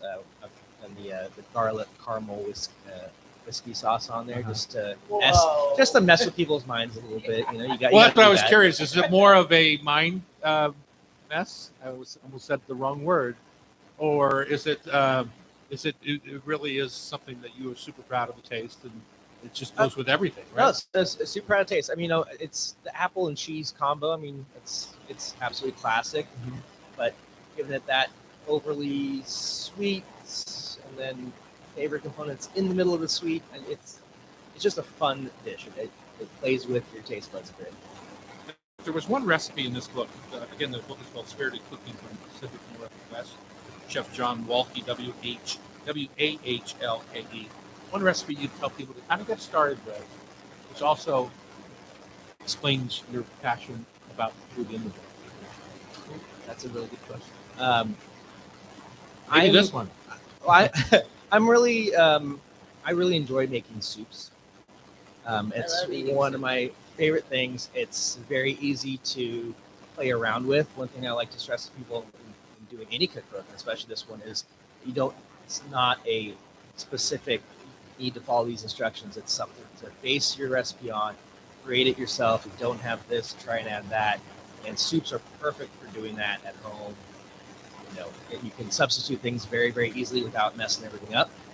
We have a couple great ones in there, and we do a lot of soups at the restaurant.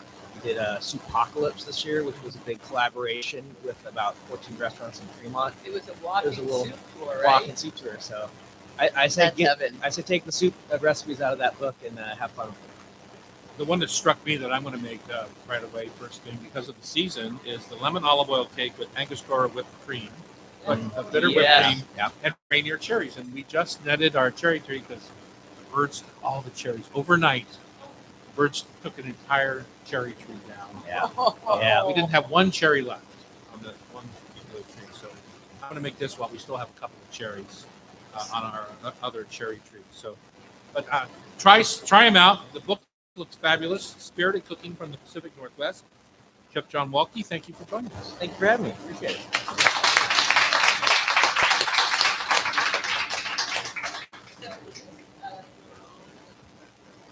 Hold on one second. Let me finish. Coming up next, it's pesto for your party on Cairo Radio. It's the Hot Stove Society Show, 97.3 FM.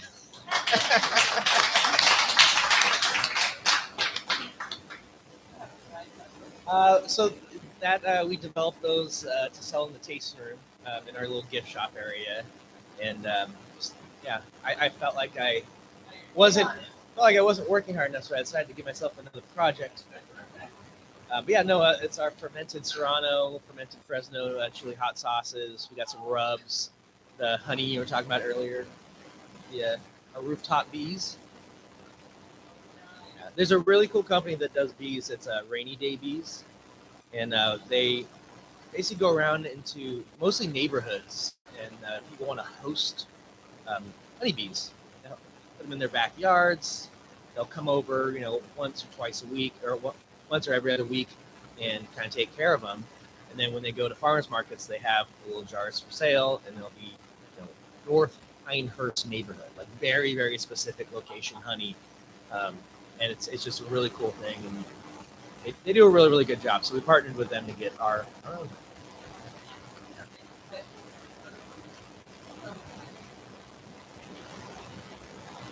All right.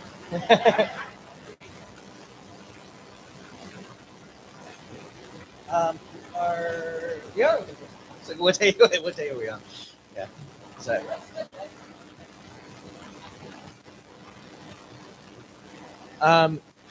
we're a rye whiskey distillery, so I'd like to say rye whiskey, but we sell most of our vodka. Our vodka flies.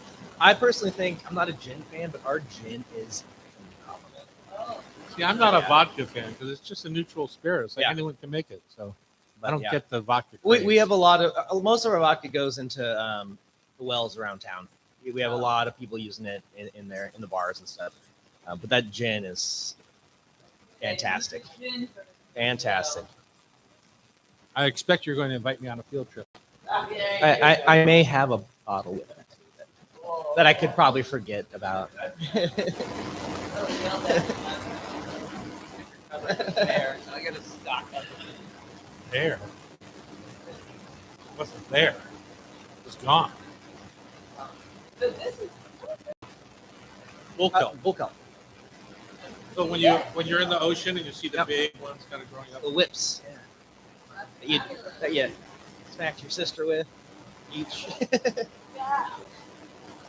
I don't even think I mentioned that was halibut, but still got pickled halibut too.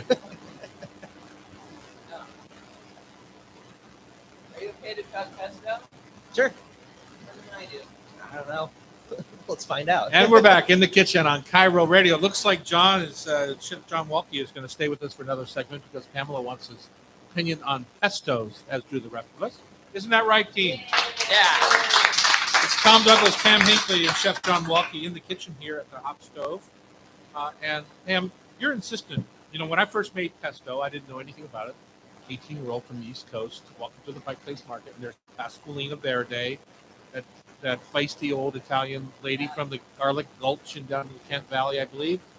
And there she is, just singing away, and has a big mound of flat leaf Italian parsley, which I don't think I had ever seen. I don't see the curly parsley. And then, of course, the huge mound of sweet Genoa basil, and was basically selling it to everyone. That's when vegetables ruled way more than flowers did in the Pike Place Market. Yes, we miss those days. So she told me at that point it's 1/4 flat leaf parsley, 3/4 basil. I've been making it that way ever since, and it's delicious. And now you want to move on. You're a fickle soul, you. Well, we've been talking on the show a lot about using all parts of your vegetables and not letting anything in the refrigerator go to waste.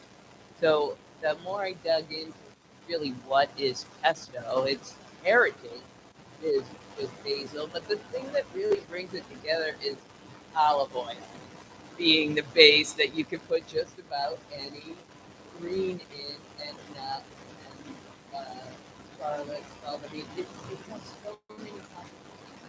So I became obsessed with using up my parsley stems as a way to go, but it still needed a little bit more. So you've got I'm to always amazed when I listen to her speak. This is all driven by your parsley stems.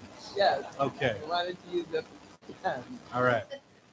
Because if you're really going to add, I mean, Chef John just about fell off his chair when you said that.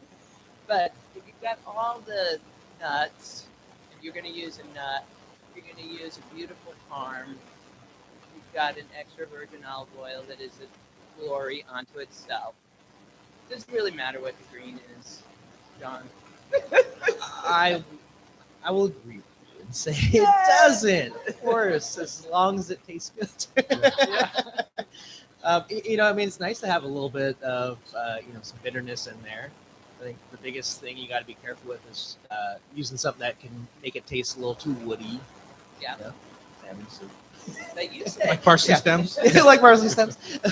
but you earlier said nettles Yeah, would make a beautiful pesto. I think those work really, really nice. I mean, it's one of those things where obviously got to blanch it to get rid of that sting to it. But what I like to do is blanch those, and you just basically shock them in cold water, and then squeeze out all the water out of there. I mean, and that's something you can freeze, so you're not going to use all of it. You can make later. So can I But stop it you for works one really second? well, yeah. Because we're not talking about just nettles here. You can do that with a lot of pea vines. Yeah, You can do it yeah. with all sorts. Just Yeah. so that people Yeah. like me that are turned off to nettles can be thinking along with your process of doing whatever. Yeah. You can literally do collard greens and peanuts as a pesto. I mean, there's all sorts of different things. Yeah, it's very interchangeable. Right now, we were doing a flatbread at work with dandelion and greens. But yeah, that nice bitterness adds a lot to it, especially if you're going to cut it with any. If you want us to keep basil in there and have that kind of back flavor, you can cut that and bulk it. Just kind of change that flavor profile a little bit. So Tom, you now love the parsley basil combo. I always have, because the idea is it's bitter parsley with sweet basil. I mean, it's really more of a balancing act to go with the lemon and the toasted pine nuts. She also almost always used walnuts because pine nuts weren't very available at the moment, right? So she would always suggest walnuts as her nut of choice in her classic Genovese, is my guess, basil pesto. I saw the website I was looking at is Spruce Eats. I don't know if you reference that, but it's a wonderful recipe resource. And they were going crazy with all different kinds of nuts, the walnuts, cashews, and sunflower seeds, which I always have salted sunflower seeds around. So that they each have their own distinct flavor to balance the greens. So I think having a nut component is important. What about moving into things that aren't, say, greens? We can go all the way from doing carrots with carrot top pesto to artichoke pesto, where you're just taking the blanched artichoke hearts, pureeing them with something else, another nut of toasted almonds, whatever that could be. You ever mix vegetables, John, when you are making pestos? I mean, I like you were saying, I've done the carrot top one, stuff like that, but not really I never called it pesto if you're taking the vegetable itself and kind of Pureeing doing that thing. But yeah, there's no reason. Same idea. Yeah, same idea. Yeah. I, as a side note, in a new cookbook that I have, they made a carrot pesto, but then also fried some of the greens, some of the carrot tops. But I tried it and they just broke up and fell apart. Have you ever had success with crisping up the carrot tops? I mean, it's at that point that you're not gonna, even if you're putting it on stuff like that, you're not gonna get that crunch out of the meat. That's what I No, wanted. it's always nice. It used to be big to do the like fried Basil or basil or sage, sage. Yeah. Exactly. But that just dissolves and crumbles on pretty much anything you put it on, especially if it's warm.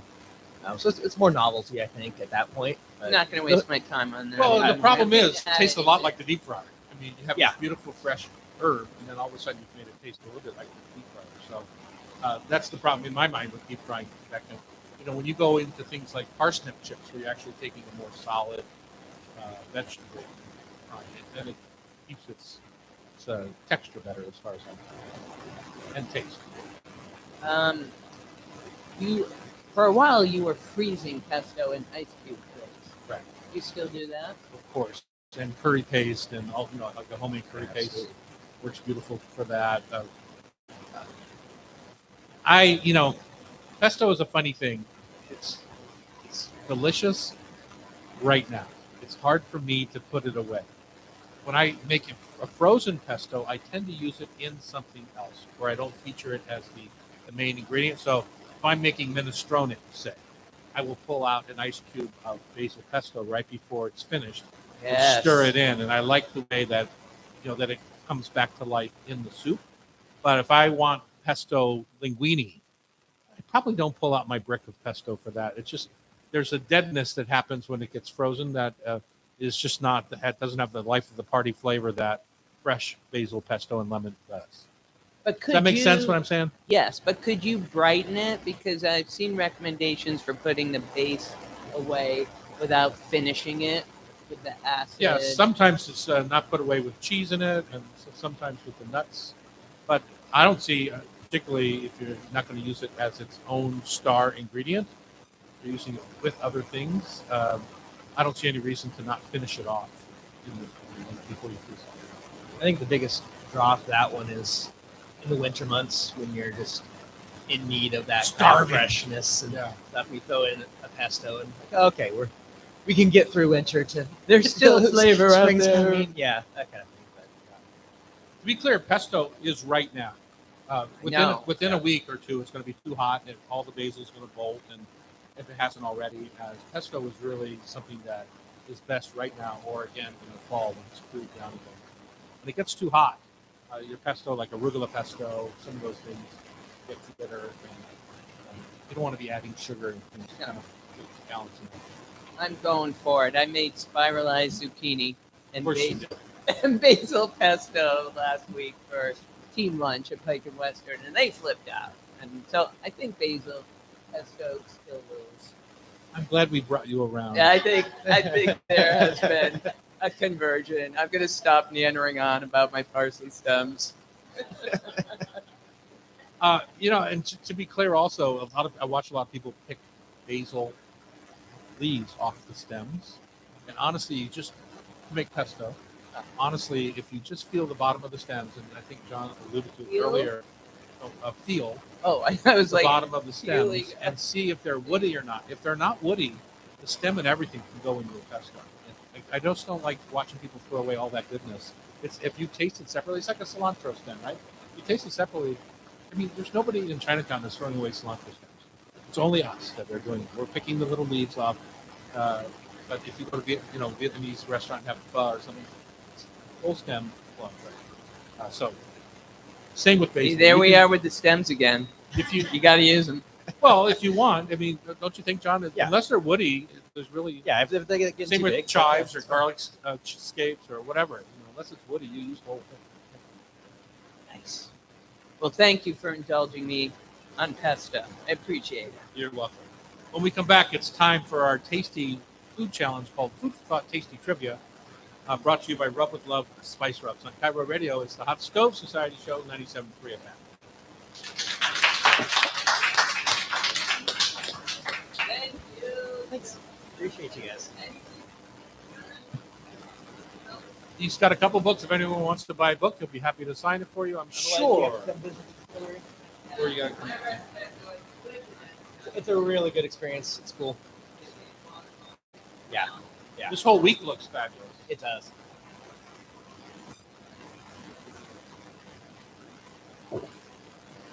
we need to do to help you have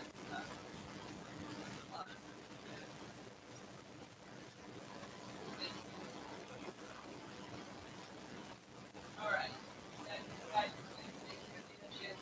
I thought these three were going to do it. Come on up to the mic here. Come on. Come on, you big poop.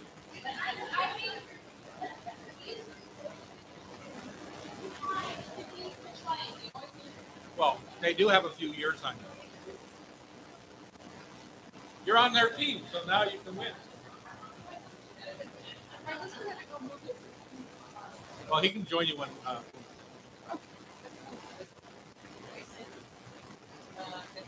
I'm next to you, right here. Here.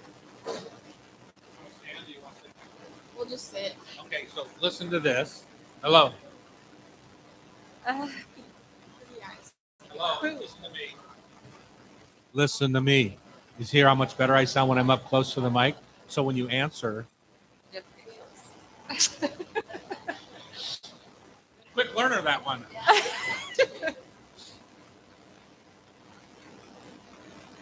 Food. Oh, not good. I doubt it. Pam doesn't speak into the mic, so she didn't have it down where she should have. That one looks good. So,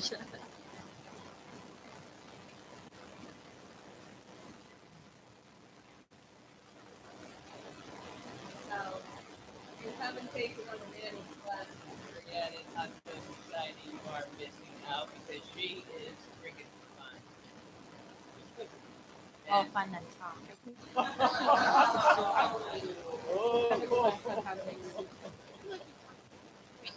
That's the one with.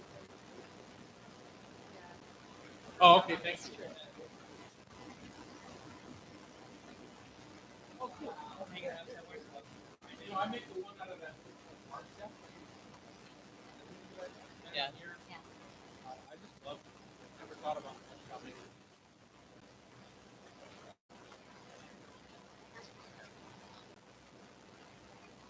These are tricky.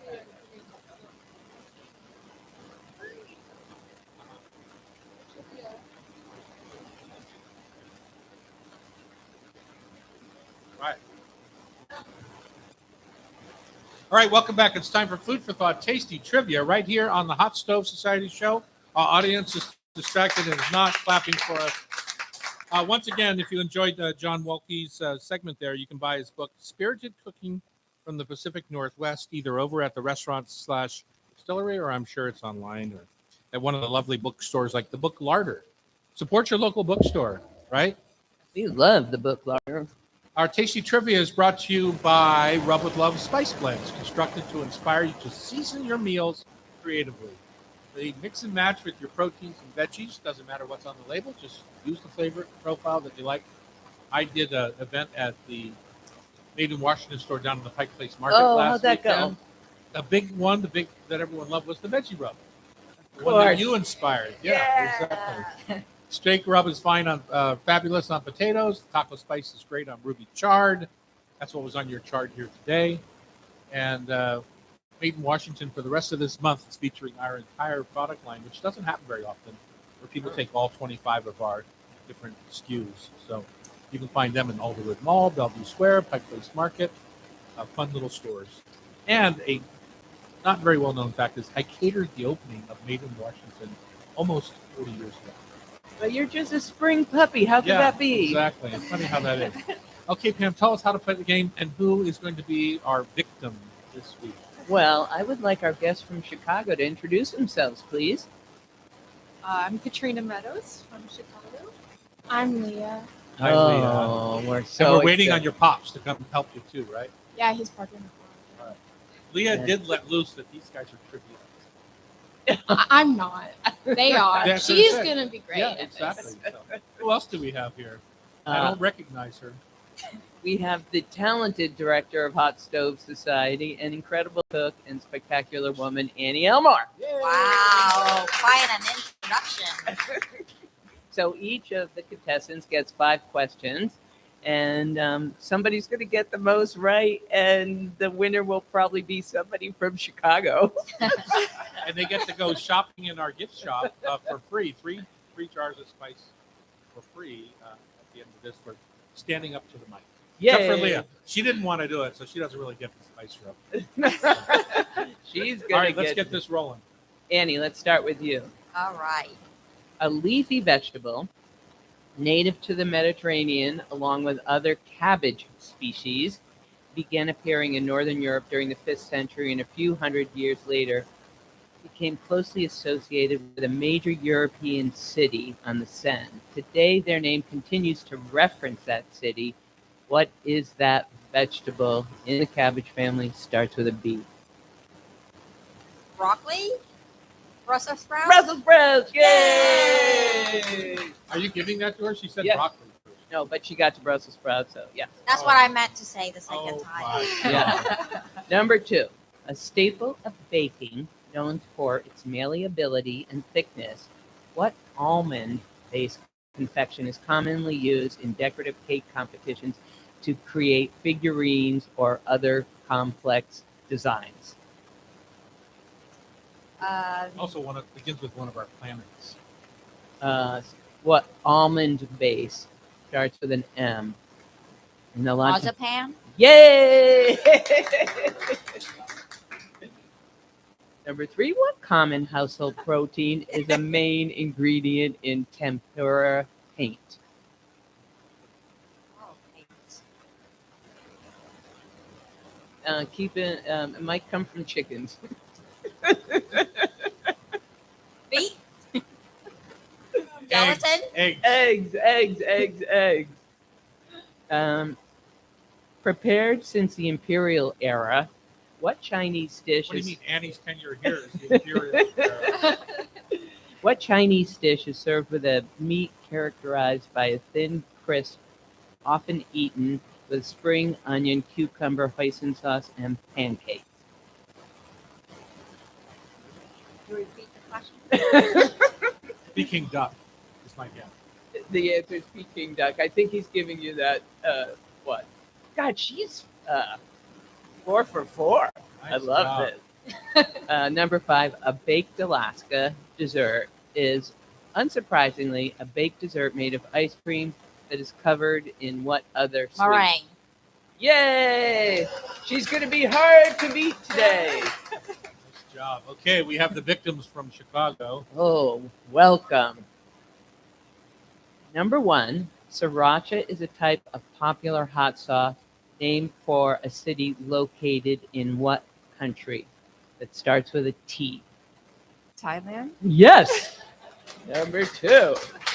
I know you can do it. What is the name of the type of icing frequently used to decorate cakes because it is thicker and less runny than a standard icing? Royal. Close. Another name that might start with an F. Oh, fun. Yes. Oh, 2 for 2. This is I going. knew these guys were trouble. This is going very well. So if it seems too obvious to you, just go with your gut. That's spoken by Dad and loving husband. Known mainly for spreading a specific type of food, what Massachusetts-born 19th century man was also fond of spreading religion throughout the country on his journeys? It was a fruit. Johnny Appleseed. Appleseed is correct. Oh, number 4, Toblerone got its name from founder Theodore Tobler, and Torroni, the Italian word for what crackly confection found in each bar. Might start with an N. Yes! Annie, they are giving you a I run for your know. money. Look at Tom. He's I'm scared. terrified. I'm terrified. Look at his face. And finally, the condiment typically known as Thousand Island dressing and occasionally referred to on fast food menus as special sauce is in fact named for the Thousand Island region, which exists along the border of what 2 countries? And you're close to them.